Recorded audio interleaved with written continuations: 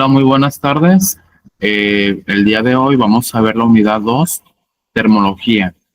Es necesario que vayan anotando las ideas más importantes porque con base a lo que tú escribas en el cuaderno vas a desarrollarme un esquema.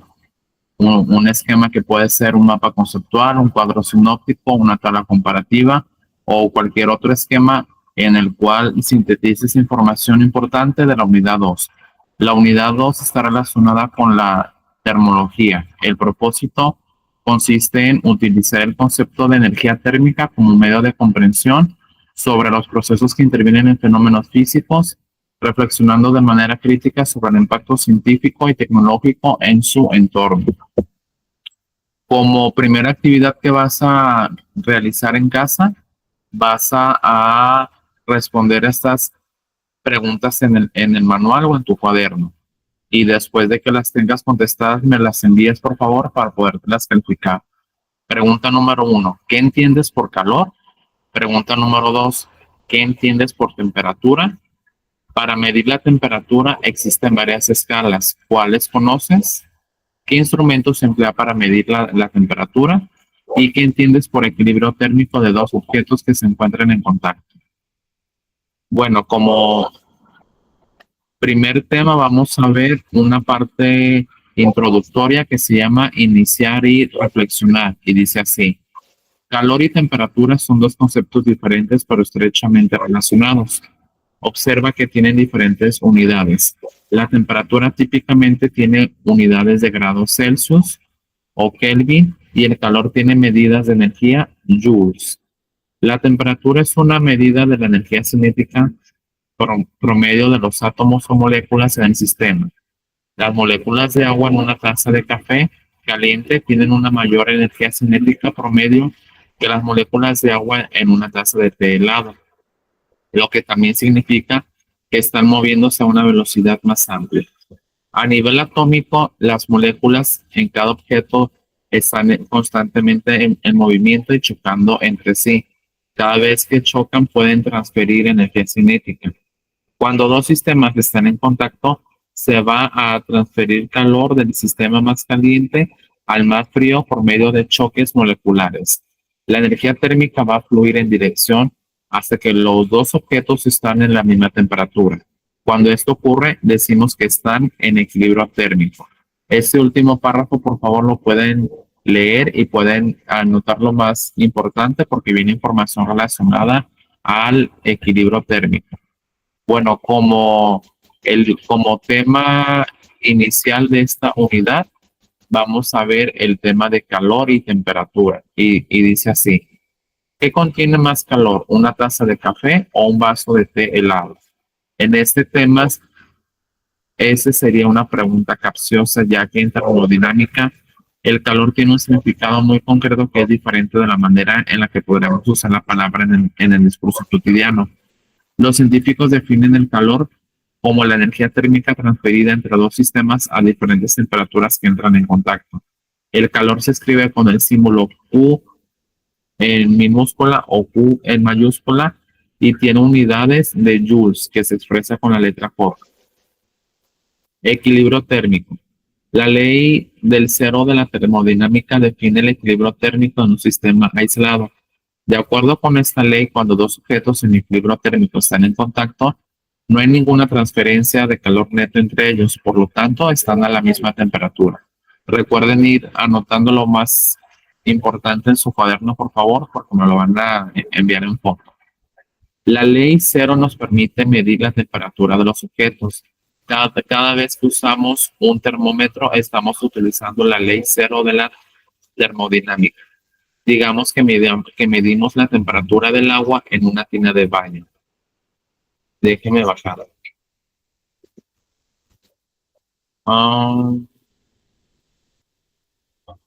Para asegurarnos de que la lectura es correcta, generalmente queremos esperar a que la lectura de temperatura permanezca constante. Estamos esperando que el termómetro y el agua alcancen el equilibrio térmico. Cuando lo hayan alcanzado, la temperatura del bulbo del termómetro y del agua de la bañera será la misma y no habrá transferencia de calor neto de un objeto al otro, suponiendo que no hay pérdida de calor hacia los alrededores. Escalas de temperatura. Para tomar temperaturas precisas, la herramienta que se utiliza es el termómetro. El funcionamiento del termómetro de mercurio se basa en que cuando dos cuerpos de diferente temperatura se ponen en contacto, finalmente alcanzan el equilibrio térmico y además en el hecho de que los líquidos se dilatan cuando se eleva su temperatura y se contrae cuando disminuye. Cuando se pone en contacto un cuerpo cuya temperatura se quiere medir con un termómetro de mercurio, la dilatación o contracción que experimenta el mercurio se detiene cuando ambos objetos están en equilibrio térmico. El nivel en el que se detiene el mercurio indica su escala graduada, la temperatura del cuerpo y la del termómetro. Continúo. Las escalas de temperatura que actualmente se utilizan para el registro de temperatura son la Celsius, la Fahrenheit y la de temperatura absoluta. En la escala Celsius, la unidad de temperatura es el grado Celsius, denotado con el símbolo de una C mayúscula. El valor numérico de 0 grados centígrados se asigna a la temperatura del punto de fusión del agua. El valor de 100 grados centígrados se asigna a la temperatura de ebullición. Para determinar el punto inferior se sumerge el termómetro en una mezcla de hielo picado y agua y se marca el nivel que alcanza la columna de mercurio a esa temperatura con cero. Para el segundo punto se introduce el termómetro en los vapores de agua que hierve. El nivel que llega el mercurio se marca con el número 100. Es importante precisar que estos puntos se determinan a nivel del mar, es decir, cuando la presión atmosférica es de una atmósfera. El intervalo entre ambos puntos se divide en 100 partes iguales. Los grados inferiores a 0 grados centígrados precediéndole del signo menos y se leen bajo cero. Siguiente escala. Déjenme poner un poco más de zoom. Listo. En la escala Fahrenheit, la unidad de temperatura es el grado Fahrenheit, denotado por una F mayúscula. El valor de 32 grados Fahrenheit se le asigna a la temperatura del punto de fusión del agua y el de 212 grados Fahrenheit a la temperatura de ebullición de la misma. El intervalo entre ambos puntos se divide en 180 partes iguales. Analizando los valores de la escala de grados, Celsius es en base a 100 e inicia en 0 y la escala Fahrenheit es en base a 180 y empieza en 32. Por lo cual tendríamos que para convertir en grados Celsius a Fahrenheit sería de la siguiente fórmula.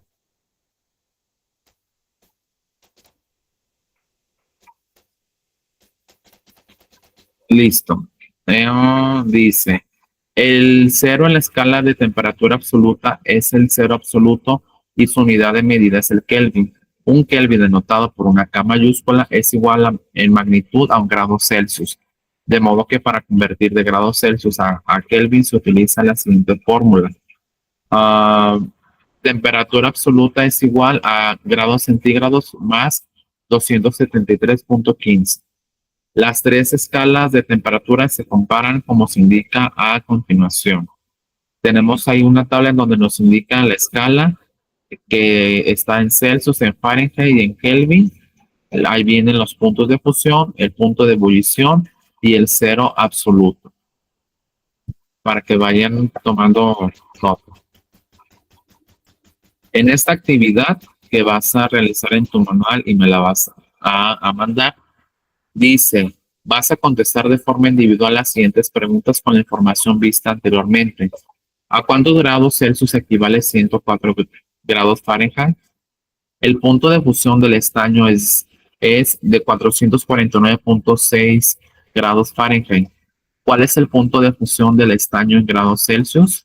¿A cuántos kelvins equivale a 675 grados Fahrenheit? El punto de fusión de la plata es de 1763 grados Fahrenheit. ¿Cuál es el punto de fusión de la plata en grados Celsius? Continúo. ¿Cuál es el punto de fusión de la plata en kelvins? Esa es tu primera actividad. para casa. Vamos a continuar con el tema de unidades de lectura. Permíteme tantito. Muy bien, dice así. Unidades de temperatura. Siendo el calor o energía calorífica la cantidad de energía que se añade o se extrae a la energía interna de un objeto debido a una diferencia de temperatura, su unidad de medida en el sistema internacional es el Joule. Sin embargo, antes de que se comprendiera que el calor es energía en tránsito, los científicos lo definieron en términos de los cambios de temperatura que produce en un objeto determinado.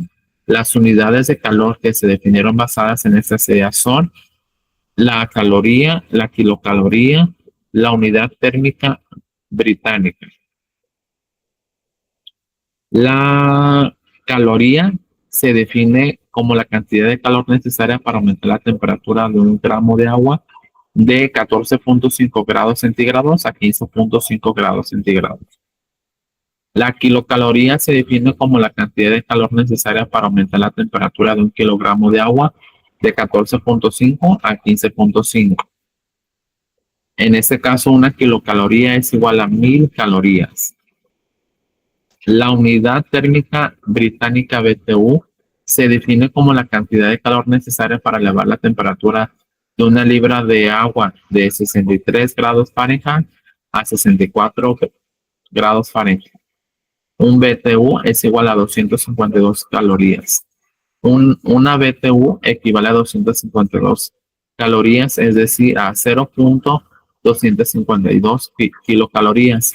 Las especificaciones de las cimas y de los calefactores generalmente se expresan en BTU por hora. Un aire acondicionado de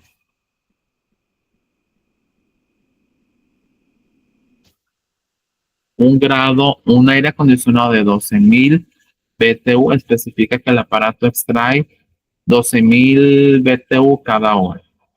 Vamos a ver ahora el cambio de fase. En nuestro mundo cotidiano, los tres estados más comunes de la materia son el sólido, el líquido y el gaseoso. A determinada temperatura, los cuerpos invierten el calor que absorben en cambios de estado físico. Así ocurre que los sólidos se convierten en líquidos y estos en gases. El primer cambio se llama fusión y el segundo vaporización. Además, en ciertos cuerpos ocurre el cambio de estado o fase directo del sólido al gaseoso, llamado sublimación. De forma análoga, hay cambios de fase en sentido invertido debido a la continua sustracción del calor. Así, los cuerpos generales gaseosos se convierten en líquidos por condensación y los líquidos en sólidos por solidificación.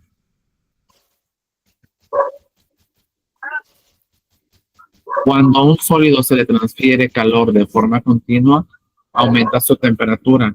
Este cuerpo se conservará en estado sólido hasta alcanzar su temperatura de punto de fusión, en la cual sus partículas iniciarán un cambio de fase, de sólido a líquido, es decir, empezará a fundirse. Desde el momento en que la primera molécula del calor sólido pasa al estado líquido, hasta el momento en que el cuerpo sólido se ha fundido por completo, la temperatura de la mezcla permanecerá constante. En general, para la fusión se cumplen las siguientes leyes, para que las anoten en el cuaderno, por favor. Ley número 1.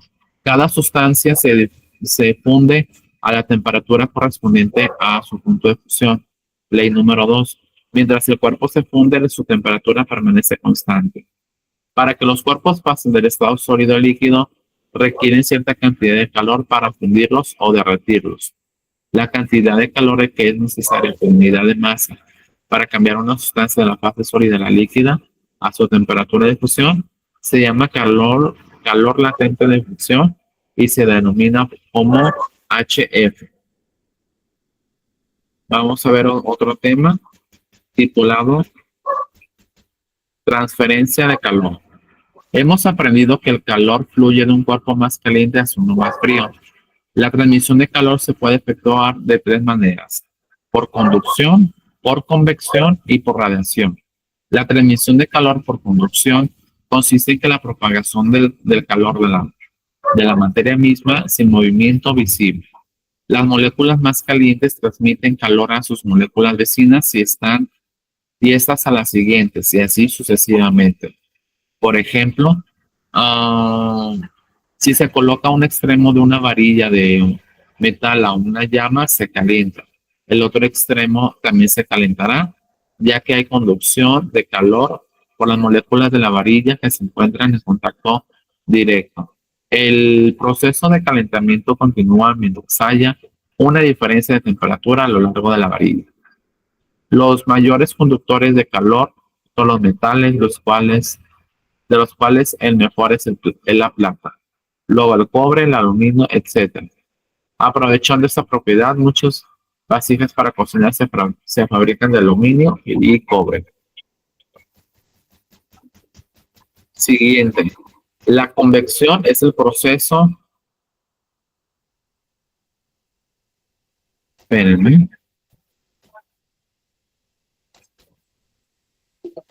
La convección es el proceso por el cual el calor se transfiere por el movimiento de la masa de un fluido, líquido o gas, producido por la transferencia de densidades y temperaturas.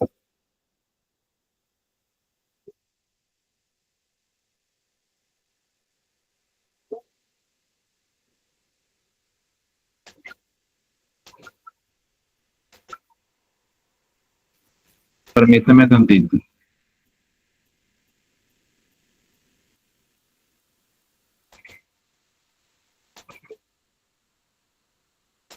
Si ponemos a calentar un recipiente que contenga agua, podemos ver que a medida que se calienta el agua por conducción en el fondo del recipiente, la más caliente se dilata y se vuelve menos densa que la más fría. Esta diferencia de densidad hace que el agua más caliente fluya hacia arriba, mientras que el agua más fría se hunde para tomar su lugar. La corriente de agua en circulación que se forma se llama corriente de convección y transfiere rápidamente el calor desde el fondo del recipiente hasta la parte superior de este. A este proceso de transferencia de calor se le llama convección.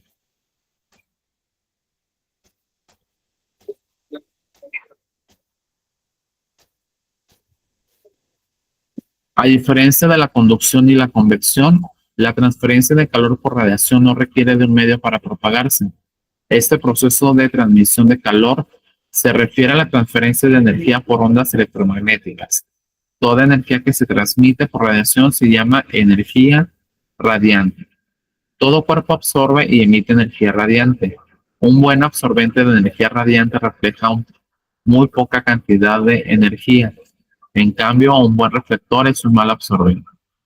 Los objetos de color claro reflejan más cantidad de energía radiante que los de color oscuro.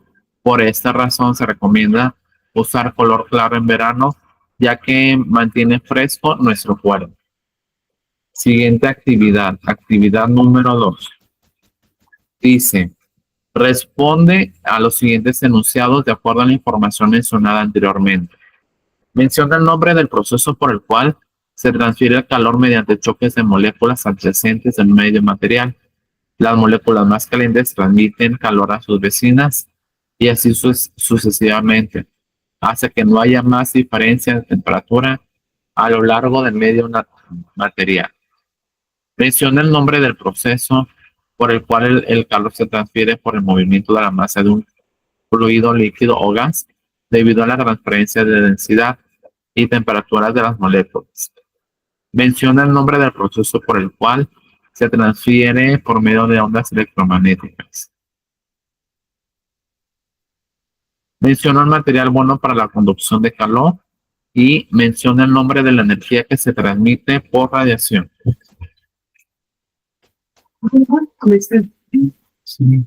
Siguiente tema, dilatación. Uno de los efectos que resulta del cambio de temperatura de un cuerpo es el cambio en sus dimensiones. A este fenómeno se le llama dilatación o expansión térmica. Cuando aflojamos la tapa metálica de una botella de vidrio al mantenerla bajo un chorro de agua caliente, estamos utilizando la expansión térmica. Al mismo tiempo, el termómetro de mercurio funciona debido a la diferencia de la dilatación del mercurio y del vidrio. La dilatación de los sólidos podemos demostrarla experimentalmente por medio de una esfera que a la temperatura ordinaria pasa por medio de un anillo, pero queda atascada en él cuando se le ha calentado anteriormente. Vamos a ver ahora los diferentes tipos de dilatación. Dilatación lineal. Se ha demostrado con una buena aproximación que un cambio de longitud que experimentan la mayor parte de los sólidos varía directamente proporcional con respecto al cambio en su temperatura y su longitud inicial.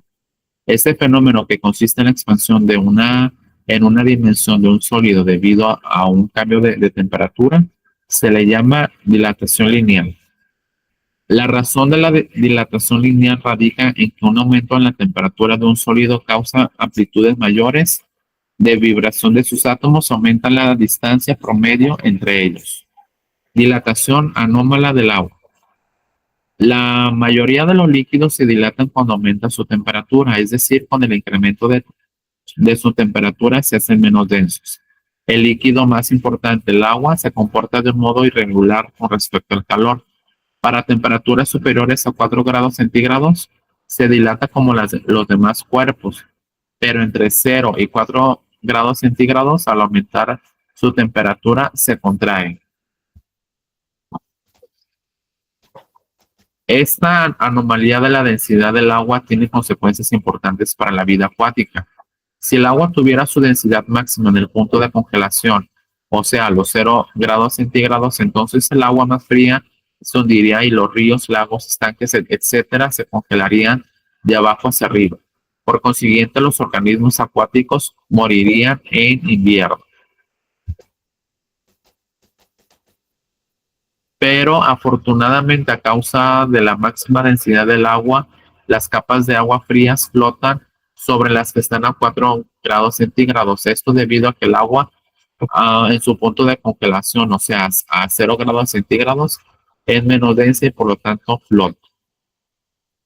De manera que el hielo se forma en la superficie, en tanto que el agua está abajo, el hielo permanece en estado de líquido.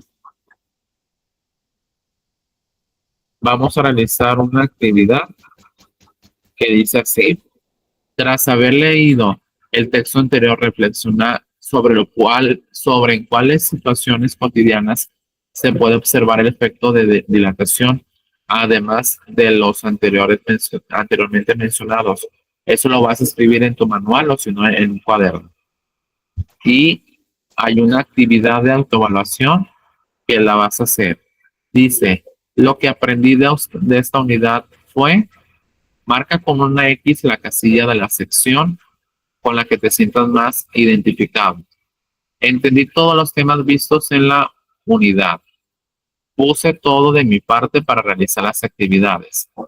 Hice preguntas cuando consideré que tenía dudas de un tema. Ayudé con las dudas a los compañeros que me preguntaron. Entregué todas las actividades a tiempo.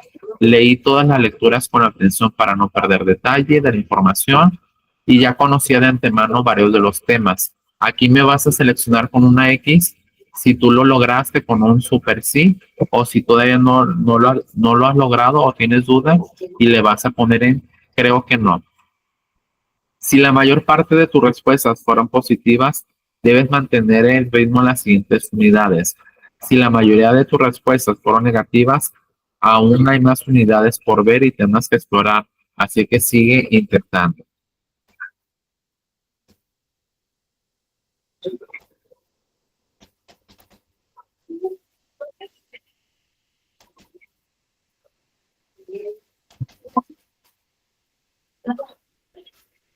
Por parte de Instituto ITESCO, ¿quién está aquí conmigo? ¿La coordinadora o quién está?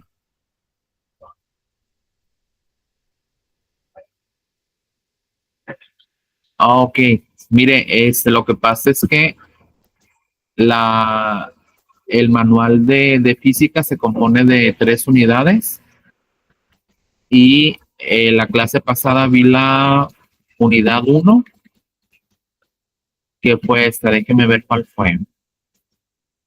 es la que habló acerca de fluidos. En esta vimos en unidad 2, vimos conceptos de calor y temperatura.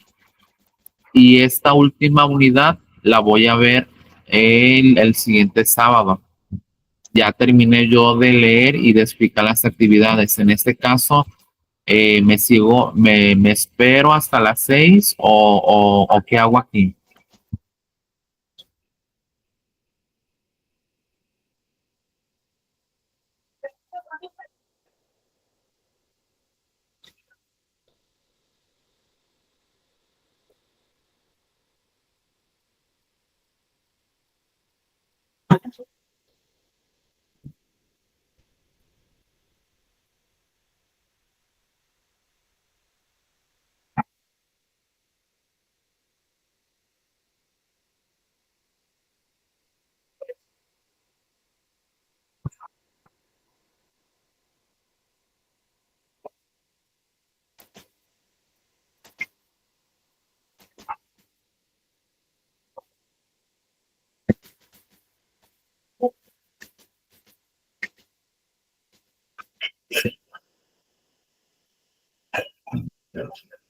El siguiente tema es unidad 3. ¿Continúo con ese tema entonces?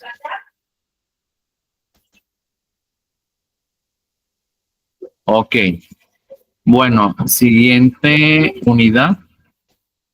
Comentarles solamente de la unidad 2 que vimos acerca de del calor y la temperatura. Lo vuelvo a repetir. De la página 23 vas a hacer esta actividad.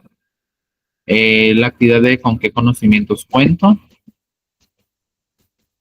Después de la actividad 26 de la página 26. Luego tenemos la actividad 29, demuestro lo aprendido. Y al finalizar tenemos la parte de evaluación, que es la página 31. Entonces voy a continuar con el siguiente tema. Y el siguiente tema está relacionado con la electricidad.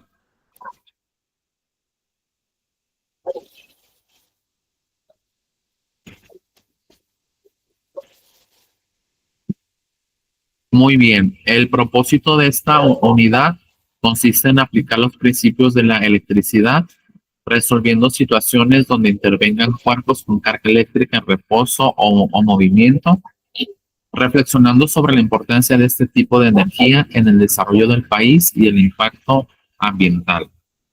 Vamos a iniciar con la actividad introductoria, con una actividad de diagnóstico que lo puedes contestar en tu cuaderno o en tu manual. Dice así: ¿qué entiendes por electricidad? Pregunta número 1. Pregunta número 2. ¿Qué entiendes por magnetismo? Pregunta 3. ¿Qué relación existe entre electricidad y magnetismo? Escribe 3 ejemplos de materiales que son buenos conductores de electricidad. ¿Qué es un imán? ¿Qué propiedad lo caracteriza?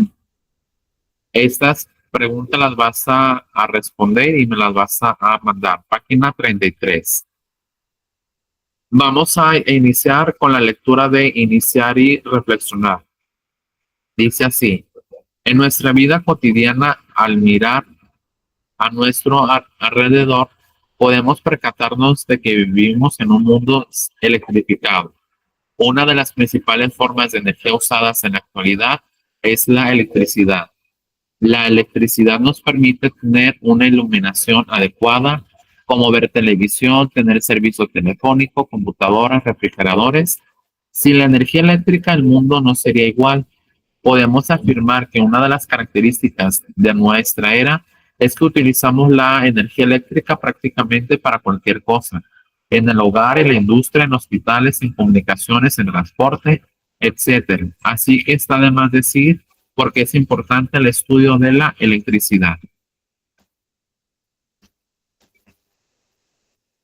Continúo.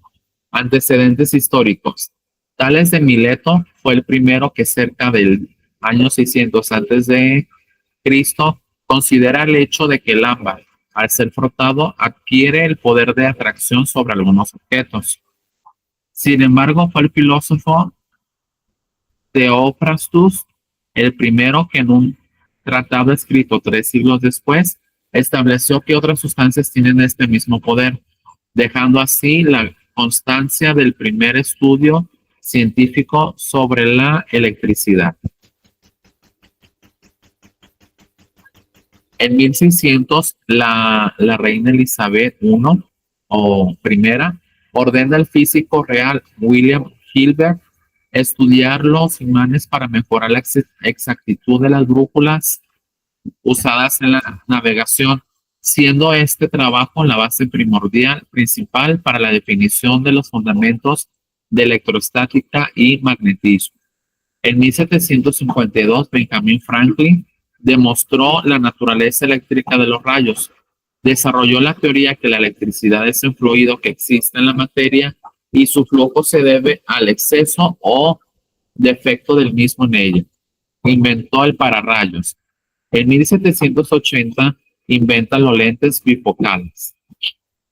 En 1776, Charles Agustín de Coulomb inventó la balanza de torsión con la cual midió con exactitud la fuerza entre las cargas eléctricas y corroboró que dicha fuerza era proporcional al producto de las cargas individuales e inversamente proporcional al cuadrado de la distancia que los separa. Coulomb es la unidad de medida de carga eléctrica. Recuerden, jóvenes, ir anotando ideas importantes en su cuaderno porque me van a desarrollar otro esquema de esta unidad, por favor. En 1800, Alejandro Volta construye la primera celda electrostática y la batería capaz de producir corriente eléctrica. Su inspiración le vino del estudio realizado por el físico italiano Galvani sobre las corrientes nerviosas eléctricas en las ancas de las ranas.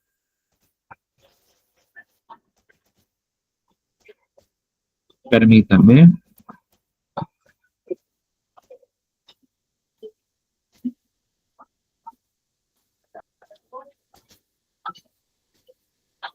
Continúo. Espérenme, se me trabó esto.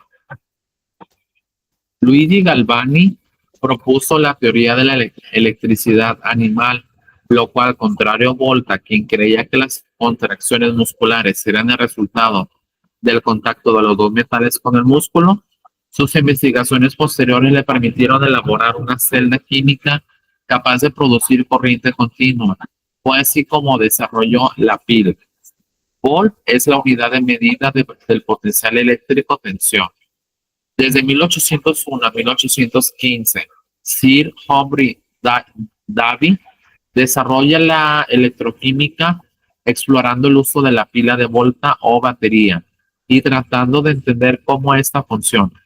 En 1801 observa el arco eléctrico y la incandescencia en un conductor energizado con una batería. Entre 1806 y 1808 publica resultados de sus investigaciones sobre la electrólisis, donde logra la separación del magnesio, bario, estroncio, calcio, sodio, potasio y boro.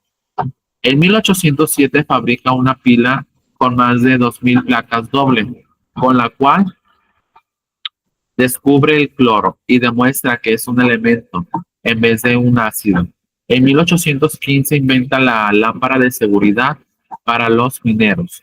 Sin ningún lugar a duda, el descubrimiento más importante lo realiza ese mismo año cuando descubre al joven Michael Faraday y lo toma como asistente. En 1819, el científico danés Hans Christian Ørsted descubre el electromagnetismo cuando en un experimento para sus estudiantes, la aguja de la brújula colocada accidentalmente cerca de un cable energizado por una pila voltaica se movió. Este descubrimiento fue crucial con el desarrollo de la electricidad, ya que puso en evidencia la relación existente entre la electricidad y el magnetismo. Oersted es la unidad de la medida de reluctancia magnética. Continúa. En 1823, André-Marie Ampère establece los principios de la electrodinámica, cuando llega a la conclusión de que la fuerza electromotriz es producto de dos efectos, la tensión eléctrica y la corriente eléctrica. Experimenta con conductores determinando que estos se atraen si las corrientes fluyen en la misma dirección y se repelen cuando fluyen en contra. Ampère produce un excelente resultado matemático de los fenómenos estudiados por Oersted. Ampère es la unidad de medida de la corriente eléctrica. En 1826, el físico alemán Georg Simon Ohm fue quien formuló con exactitud la ley de las corrientes eléctricas, definiendo la relación exacta entre la tensión y la corriente. Desde entonces, esta ley se conoce como la ley de Ohm. Ohm es la unidad de medida de la resistencia eléctrica. En 1831, Michael Faraday, a los 14 años, trabajaba como encuadernador, lo cual le permitió tener el tiempo necesario para leer y desarrollar su interés por la física y química. A pesar de su baja preparación formal, dio un paso fundamental en el desarrollo de la electricidad al establecer que el magnetismo produce electricidad a través del movimiento. Para Faraday es la unidad de medida de la capacitancia eléctrica. La ley inducida en la bobina que se mueve en campo magnético uniforme fue demostrada por Faraday.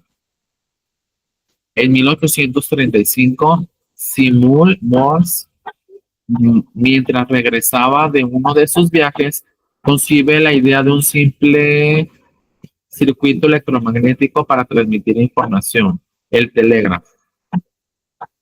En 1837 se asocia con Henry Bay con el fin de obtener financiamiento del Congreso de Estados Unidos para su desarrollo. Fracasa el intento, prosigue solo, obteniendo el éxito en 1843, cuando el Congreso le aprueba el desarrollo de una línea de 41 millas desde Baltimore hacia el Capitolio de Washington, la cual construye en 1844. Denme un segundo.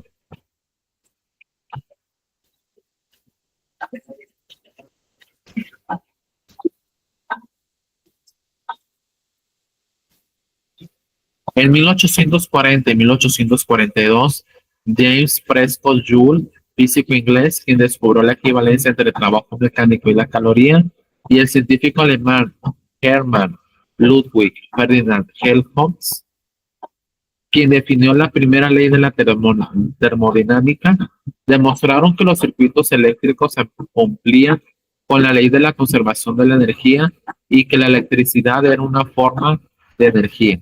Adicionalmente, Joule inventó la soldadura eléctrica de arco y demostró que el calor generado por la corriente eléctrica era proporcional al cuadrado de la corriente. Joule es la unidad de medida de energía. Esta parte sí pónganlo en su cuaderno, por favor. Las unidades de medidas. En 1845, Gustav Robert Kirchhoff, físico alemán a los 21 años de edad, anunció las leyes que permitían calcular las corrientes y tensiones en redes eléctricas, conocidas como ley de Kirchhoff 1 y 2. Estableció las técnicas para el análisis espectral, con la cual determinó la composición del sol.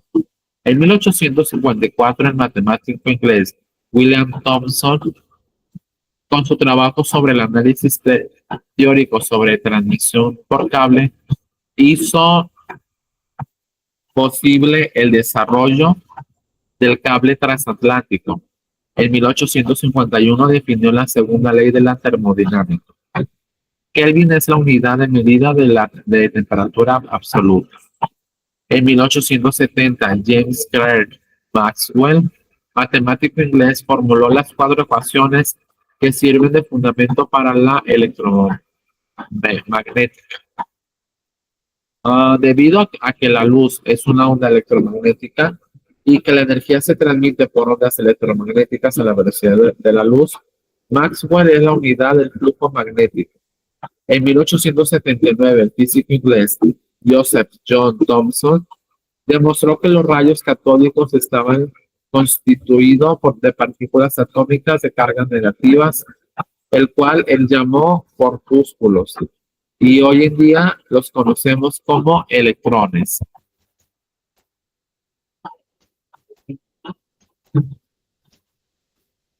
En 1881, Thomas Alva Edison produce la primera lámpara incandescente con un filamento de algodón carbonizado. Este filamento permaneció encendido por 14 horas. En 1881, desarrolló el filamento de bambú con 1.7 lúmenes por vatios. En 1804, el filamento tungsteno con una eficiencia de 7.9 lúmenes por vatios. En 1910, la lámpara de 100 watts por rendimiento de 100 lúmenes por vatios. En 1884, Heinrich Rudolf Hertz demostró la validez de las ecuaciones de Maxwell y las reescribió en la forma que hoy en día es conocida. En 1888, Hertz recibió el reconocimiento por sus trabajos sobre las ondas electromagnéticas, propagación, polarización y reflexión de ondas. Con Hertz se abre la puerta para el desarrollo de la radio. Hertz es la unidad de medida de la frecuencia. Vamos a ver la siguiente actividad. Página 36. Dice, con la información adquirida anteriormente, elabora una línea del tiempo donde indiquen los sucesos que tú consideras más importantes junto a una ilustración representativa del suceso. Se los vuelvo a leer para que lo tomen en cuenta. Con la información adquirida anteriormente, elabora una línea del tiempo donde indiques los sucesos que tú consideres más relevantes junto a una ilustración representativa del suceso. Aquí la puedes hacer en hojas blancas o en tu cuaderno, pero si es necesario que me hagas esa línea del tiempo que inicia desde antecedentes históricos de la página 33 hasta la página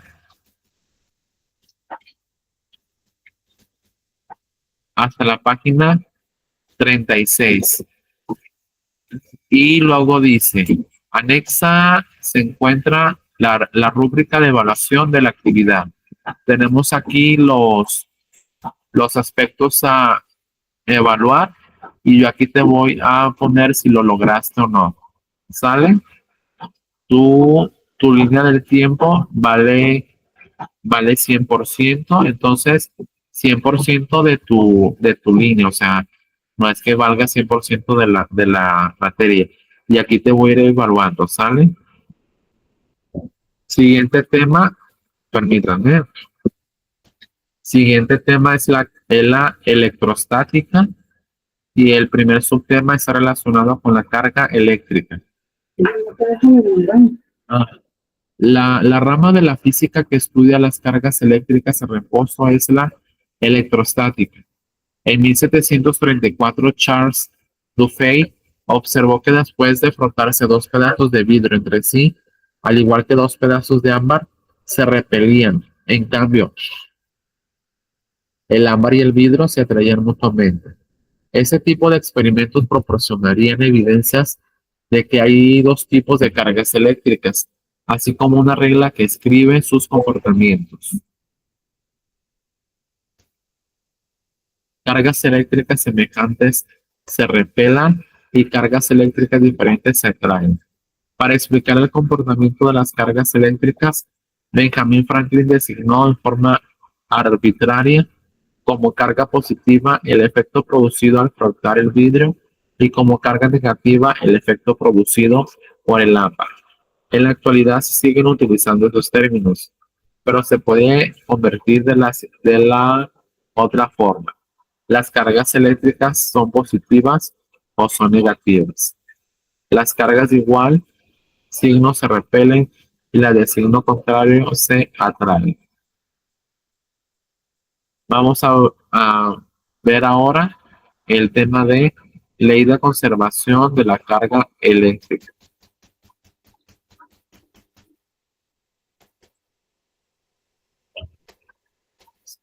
Las cargas eléctricas y positivas y negativas se pueden separar al transferir el electrón de un objeto a otro. Si una varilla de vidrio se frota con un pedazo de seda, algunos electrones del vidrio se mueven hacia la seda. Esto es, el vidrio se queda con más protones que electrones, por lo que se carga positivamente y la seda negativamente. En ambos casos hay intercambio de electrones de un lugar a otro, pero no se crean nuevos electrones. Este hecho es la base fundamental de la ley de conservación eléctrica que enunciaremos a continuación. La ley de la conservación de la carga eléctrica nos dice que la carga eléctrica no se crea ni se destruye, es decir, la carga total del universo permanece constante.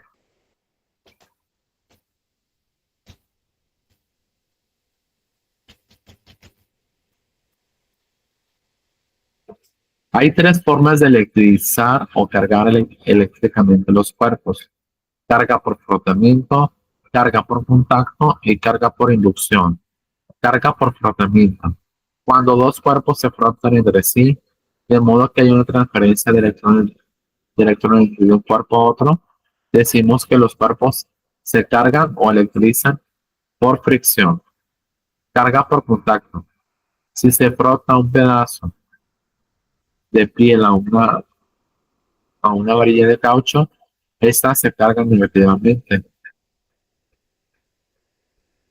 Ahora se pueden cargar como materiales.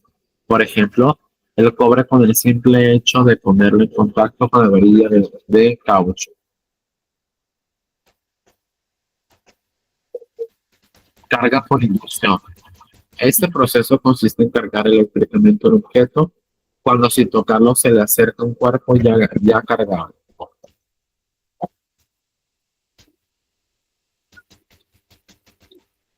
Vamos a ver la primera ley que está relacionada con la ley de Coulomb y dice, el físico Charles Agustín Coulomb formuló la ley que describe la fuerza con que dos cargas eléctricas de igual signo se repelen y de dos de signo contrario se atraen.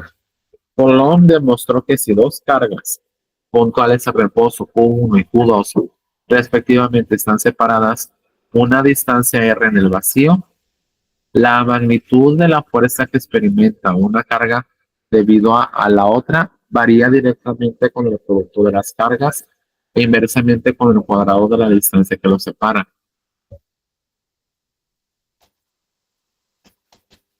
Matemáticamente, esa ley se expresa mediante la siguiente relación. La unidad de carga en el CI se define en términos de la corriente eléctrica, concepto que definiremos más adelante. Por el momento diremos que la unidad de carga en el sistema internacional es el coulomb, designado con la letra C. Otras unidades más convenientes son el microcoulomb o el nanocoulomb.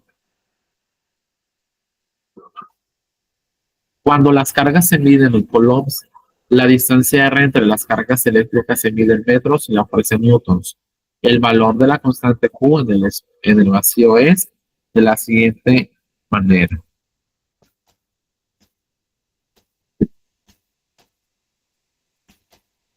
Vamos a ver ahora el tema de campo eléctrico. Permítanme.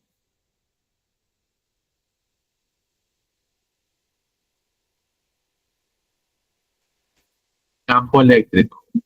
El campo eléctrico es una unidad vectorial que existe en todo punto del espacio. El cambio eléctrico en una posición indica la fuerza que actuaría sobre una carga puntual positiva unitaria si estuviera en esa posición. La intensidad del campo eléctrico es una cantidad vectorial que relaciona la fuerza que experimenta una carga de un color colocada en un punto específico del campo. El campo eléctrico se relaciona con la fuerza eléctrica que actúa sobre una carga arbitraria, con la expresión E es igual a F sobre Q. Las dimensiones del campo eléctrico son newtons y coulomb. Permítanme.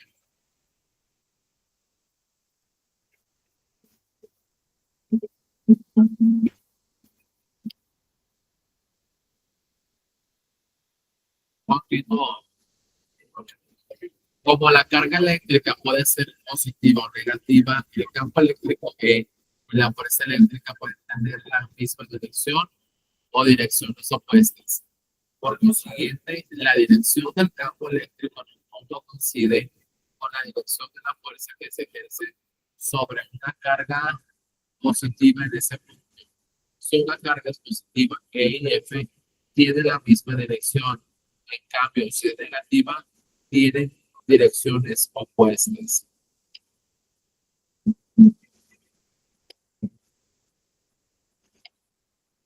La magnitud de la intensidad de un campo eléctrico en un punto P situado a una distancia R de una carga eléctrica de magnitud está determinada por la siguiente relación. E es igual a K por Q entre R al cuadrado. Vamos a ver ahora, permítanme, vamos a ver ahora el tema de potencial eléctrico. Del mismo modo que un objeto situado en el campo gravitacional posee energía potencial gravitacional en virtud de su posición, una carga eléctrica posee energía potencial eléctrica en virtud de su posición en un campo eléctrico. La energía potencial eléctrica es la energía que posee una carga eléctrica en virtud de su posición en un campo eléctrico. Cuando se trabaja con electricidad, es más conveniente considerar la energía potencial eléctrica por unidad de carga. Así, se llama potencial eléctrico en un punto P de un campo eléctrico a la energía potencial por unidad de carga positiva en P y se designa PP. De acuerdo con la definición anterior, si en un punto P de un campo eléctrico una carga de magnitud U posee cierta cantidad de energía potencial eléctrica designada por un P, el potencial eléctrico de dicho punto está determinado por la relación PP es igual a UP sobre Q.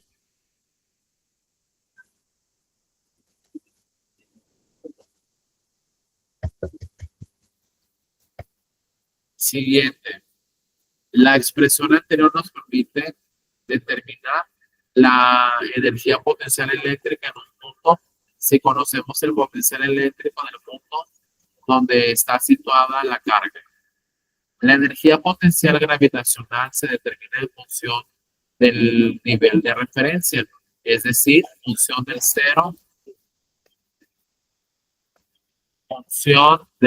de la energía potencial. De forma análoga, en el campo eléctrico, se fija el cero de la energía potencial eléctrica en el punto más conveniente. Vamos a ver la actividad que vamos a realizar en casa. Dice, página 41. Demuestra lo aprendido. Resuelve los siguientes ejercicios en base a lo analizado anteriormente. Encuentra la magnitud de la intensidad del campo eléctrico en un punto donde una carga de 20 era microcoulomb, experimenta una fuerza de 15 newtons. Siguiente. Determina la magnitud de la intensidad de un campo eléctrico a 2 metros de una carga de 41 microcoulomb. ¿A qué distancia de una carga de 4 UC la intensidad del campo eléctrico es de 93,105 newtons sobre coulomb? Eso lo vas a hacer aquí en tu manual o si no en tu cuaderno. Siguiente tema. El siguiente tema que vamos a ver es el que está relacionado con la electrodinámica. Se define la corriente eléctrica como el paso ordenado de electrones a través de un conductor. Según la forma en la que se ha generado, la corriente eléctrica puede ser de dos tipos. Continua, cuando los electrones se mueven en un mismo sentido, del polo negativo al polo positivo, es generada por pilas o baterías o por células fotovoltaicas. Los voltajes suelen ser bajos. Uso más común, linternas móviles. Alterna, los electrones cambian el sentido del movimiento. Es generada mediante un alternador. Su producción tiene lugar en las centrales eléctricas. Elementos de un circuito eléctrico. Para aprovechar la energía eléctrica, se construye un circuito eléctrico que se define como el conjunto de elementos que, conectados entre sí, el paso de la energía eléctrica y la transforman en otro tipo de energía, como pueden ser la mecánica, en los motores, en radiante y en las bombillas. Básicamente un circuito consta de una fuente de energía, fuente de fuerza electromotriz, alambres conductores, un dispositivo que aprovecha la energía eléctrica del generador para efectuar una función útil. Este dispositivo se llama carga. Estos dispositivos convierten la energía eléctrica suministrada por la fuente en otra fuerza de energía, por ejemplo, en luz, en calor, en sonido, etc. Así, una bombilla eléctrica es una carga, como lo es un tostador, una plancha, un resistor, una radio, una televisión, etc.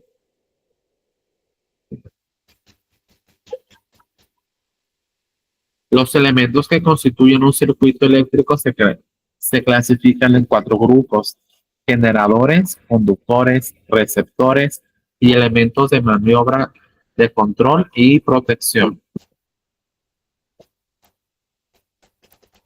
Muy bien, vamos a ver ahora la conexión de resistencias en serie y en paralelo.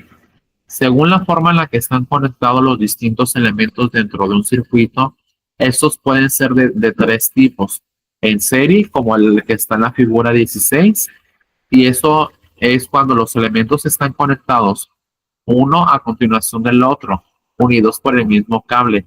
Se utiliza porque la intensidad de la corriente es la misma para todos los elementos del circuito. Luego tenemos la conexión en paralelo, que es en la figura 17. Los elementos están conectados en diferentes niveles y se caracterizan porque la tensión es la misma para todos los elementos del circuito. Y la última es la mixta de la figura 18. Es la combinación de los circuitos anteriores, es decir, tenemos elementos en serie y en paralelo. Ley de Ohm. La ley de Ohm se define una magnitud como aquello que se puede medir: masa, velocidad, tiempo. En electricidad vamos a trabajar con magnitudes básicas: tensión o voltaje, intensidad de corriente, resistencia, potencia y energía eléctrica. El voltaje es la energía suministrada a cada electrón. Se mide en voltios. La intensidad de corriente es la cantidad de electrones que recorren el circuito eléctrico en la unidad de tiempo. La resistencia es la oposición que presentan los materiales al paso de la corriente eléctrica. Se mide en ohmios. La potencia es la energía consumida o absorbida en la unidad de tiempo. Se mide en vatios. La energía eléctrica es la forma de energía que resulta de la existencia de una diferencia de potencial entre dos puntos, lo que permite establecer una corriente eléctrica entre ambos. Para obtener trabajo, se mide en kilovatio hora. Las tres primeras magnitudes fundamentales, se relacionan entre sí por medio de la ley de Ohm. Permítanme. Por la ley de Ohm. que dice que conocidas dos magnitudes, podemos calcular la tercera. Un ohm es la resistencia que permite la circulación de un ampere a través de una resistencia cuando se le aplica una diferencia de potencial de un voltio. Se produce una corriente eléctrica. En general, la magnitud de la intensidad de la corriente depende de la magnitud del voltaje o diferencia de potencial. Para cualquier conductor particular, la razón entre el voltaje que se le aplica y la corriente eléctrica producida se define como resistencia, permítanme, y se designa con R. Y aquí manejan un ejemplo. Vamos a ver el potencial eléctrico. Dice así, si un elemento pasivo de carga de un circuito eléctrico satisface la ley de Ohm, la potencia cedida a la resistencia y disipada por ella misma se puede calcular con las siguientes fórmulas de potencia, que son las que tenemos a continuación. Efecto Joule. Cuando una corriente eléctrica pasa por una resistencia, la energía eléctrica convertida en energía térmica luego de un tiempo t se calcula con la expresión y ahí tenemos las expresiones. La equivalencia entre la energía térmica que aparece en una resistencia y la energía eléctrica suministrada la estableció James Joule en un histórico experimento. En su honor, este fenómeno recibe el nombre de efecto Joule. Siguiente tema. La explicación del efecto Joule es la siguiente. Cuando la electricidad fluye, los electrones de una conducción chocan con los átomos del conductor, entonces la energía cinética de los electrones adquirida por la aplicación de una diferencia de potencial se pierde en la red cristalina del conductor y la potencia suministrada se disipa en forma térmica. Esto hace que se eleve la temperatura de la resistencia. Una de las aplicaciones del efecto Joule es la incubadora. Permítanme.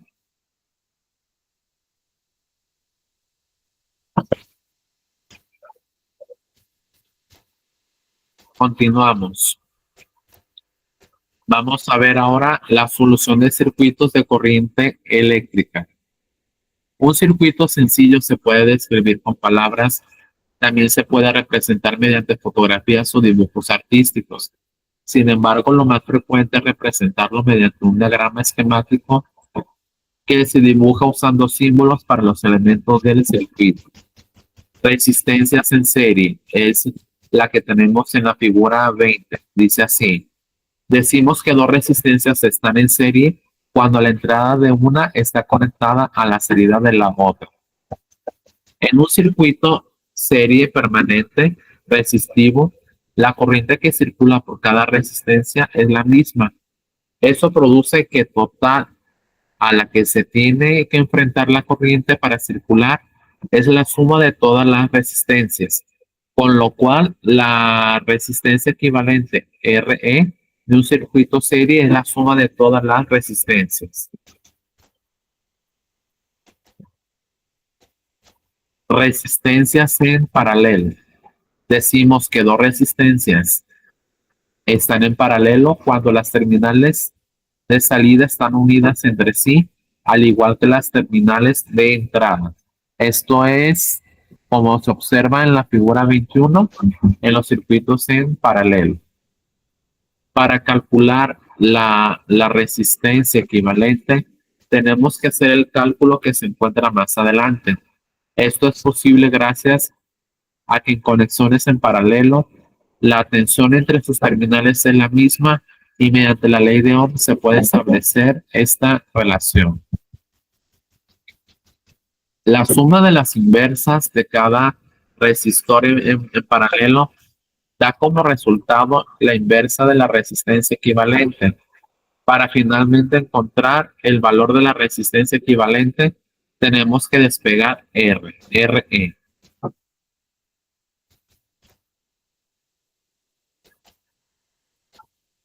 Actividad. Esta actividad es de la página 48 y la vas a hacer de favor y me la vas a mandar. Dice, resuelve los siguientes problemas según lo visto anteriormente. Una batería de 12 voltios se conecta a un dispositivo y se mide una corriente de 0.4 amperes. Si el aparato obedece la ley de Ohm, ¿cuánta corriente se medirá cuando se usa una batería de 6 voltios? Se aplica un voltaje de 24 voltios a una resistencia de 15 voltios. ¿Cuál es la corriente? en- ¿Cuál es la corriente en la resistencia? Siguiente. La corriente de una tostadora que se conecta de 120 voltios es de 6 amperes. ¿Cuánta potencia disipa? Una resistencia de 30 voltios se conecta a una batería de 60 voltios. Calcula la cantidad de energía eléctrica que se convierte en energía térmica en 10 minutos. Tres resistencias de 4 voltios, 2 voltios y 6 voltios están conectadas en serie a una batería de 12 voltios. Determina la resistencia equivalente del circuito. Dos resistencias de 10 voltios y 15 voltios se conectan en paralelo con una batería de 30 voltios. Calcula el valor de la corriente de la batería. Esta actividad es de la página 48. Vamos ahora ya con el último tema, que está relacionado con las leyes de Kirchhoff. La ley de corrientes de Kirchhoff, también conocida como la ley de nodos, establece que en cualquier nodo de un circuito eléctrico, la suma algebraica de las corrientes que entran y salen en dicho nodo es igual a cero. La corriente que fluye hacia un nodo es igual a la corriente que sale de ese mismo nodo. Al aplicar las leyes de corrientes de Kirchhoff, se puede establecer ecuaciones que relacionan las corrientes en cada rama del circuito y determinar así el comportamiento global del sistema. Supongamos que tenemos un circuito con 3 resistores conectados en paralelo, alimentados por una fuente de corriente. Queremos determinar la corriente en cada resistor. Aquí también.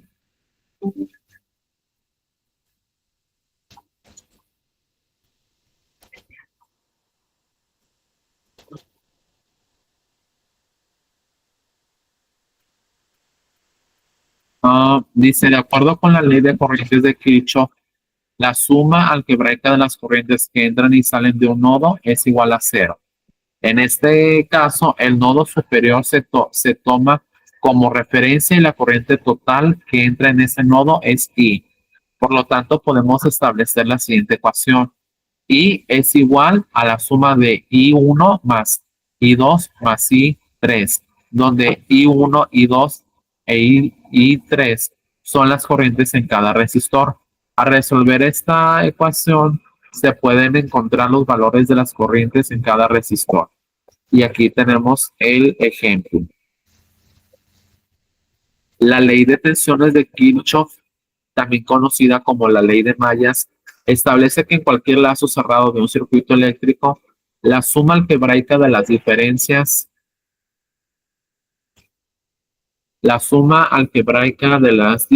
de potencial es igual a cero.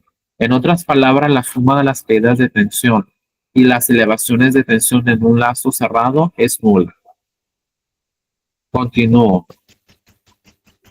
Al aplicar la ley de tensiones de Kirchhoff, se puede establecer ecuaciones que relacionan las tensiones en cada elemento del circuito y permiten determinar cómo se distribuye la tensión en el sistema.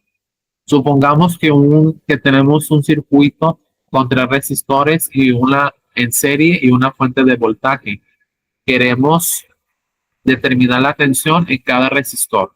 De acuerdo con la ley de tensiones de Kirchhoff, la suma algebraica de las diferencias de potencial en cualquier lado cerrado del circuito es igual a cero. En este caso podemos establecer dos ecuaciones utilizando la ley de mallas. Para el lazo superior, B es igual a B1 más B2.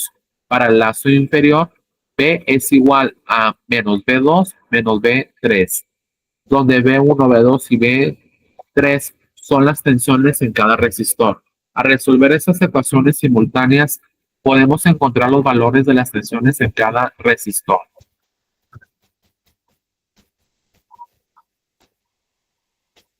Vamos a considerar a una corriente en el sentido de reloj que sale desde nuestro primer fuente y pasa por las dos resistencias.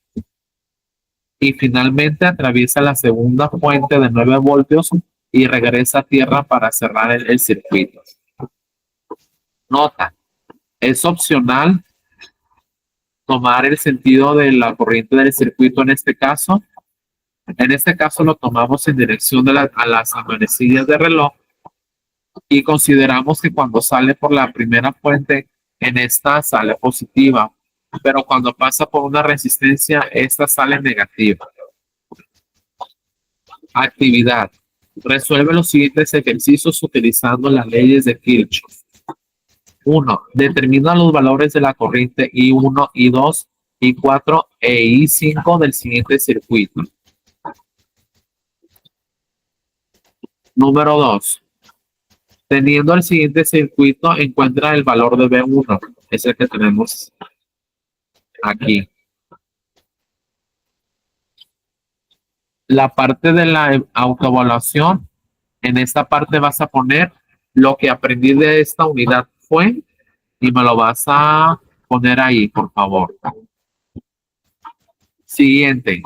Marca con una casilla, marca con una X la casilla de la sección con la que te sientas más identificado. Entendí todos los temas vistos en la unidad, super sí o creo que no. Puse todo de mi parte para realizar las actividades. Hice preguntas cuando consideré que tenía dudas de un tema. Ayudé con sus dudas a los compañeros que me preguntaron. Entregué todas las actividades a tiempo. Leí las lecturas con atención para no perder detalles de la información. Y ya conocía de antemano varios temas. Y esa es la parte de la bibliografía. Entonces, solamente para recordarles lo que hay que hacer. Hay que hacer las actividades. Recuerden que en la clase pasada, el sábado pasado, iban a hacer un proyecto. No sé si ya lo hicieron. Entonces, hay que entregar el proyecto de física, las actividades de esta segunda parte del manual y el esquema de la segunda parte del manual. Permítanme.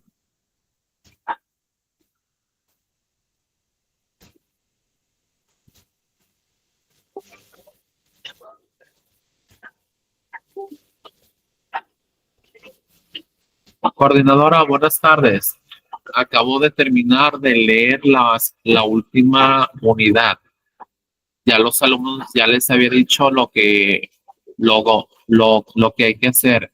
Mi duda es, ¿tengo que estar aquí hasta las 6 o termino con la videollamada?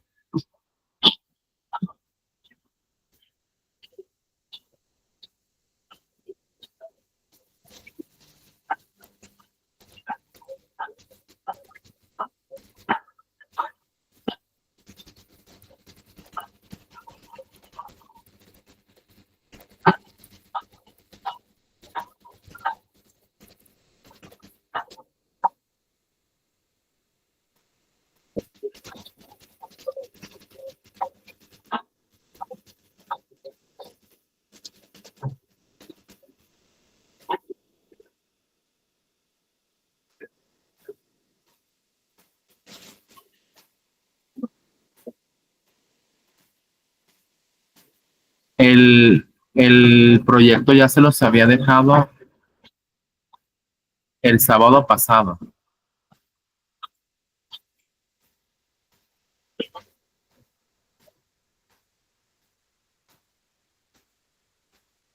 Lo que pasa es que, bueno, si proyecto este video, luego ya ve que lo marcan, o bueno, marca como derecho de autor, ¿verdad?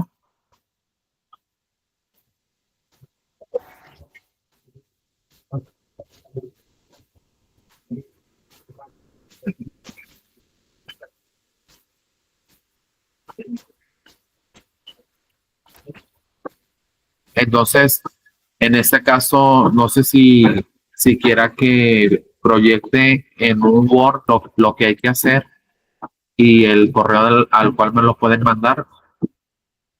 Sí, ok, déjenme compartir pantalla para que los alumnos lo tengan en cuenta.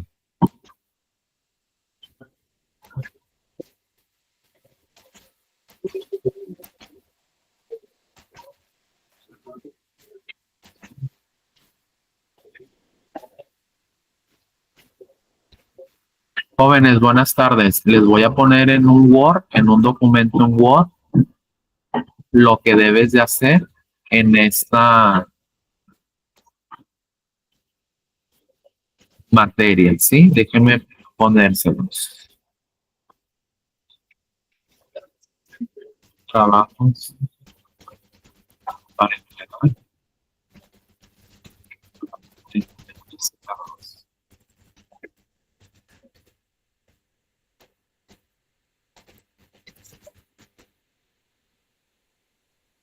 Permítanme.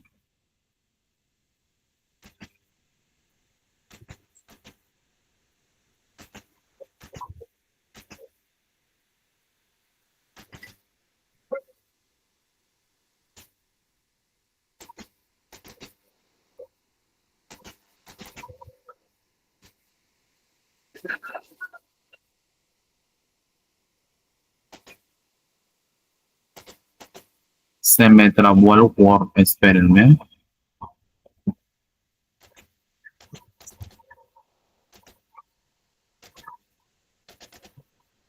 Se trabó el Word.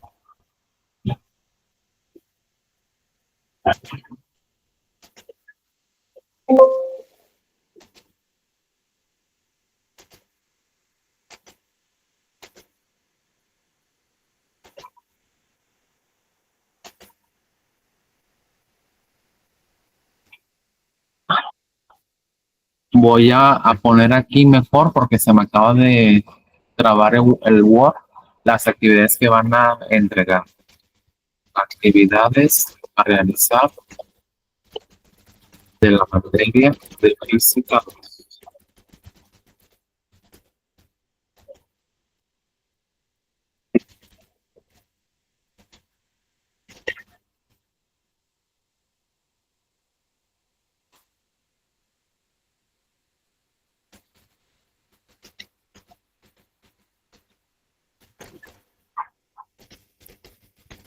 Unidad.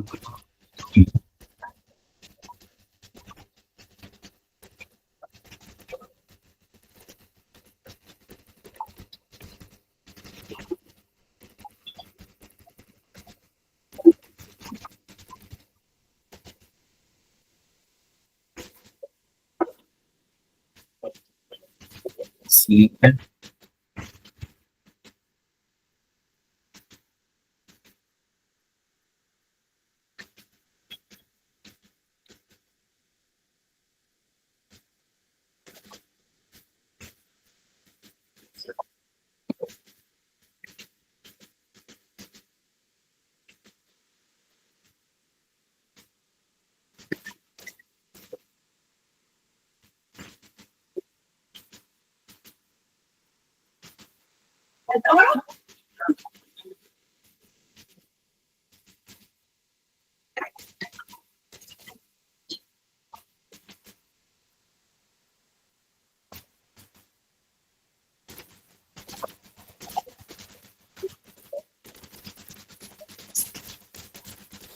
De la unidad 1 son las actividades de la página 7, 12, 17, 20 y 21, más el proyecto que vas a realizar.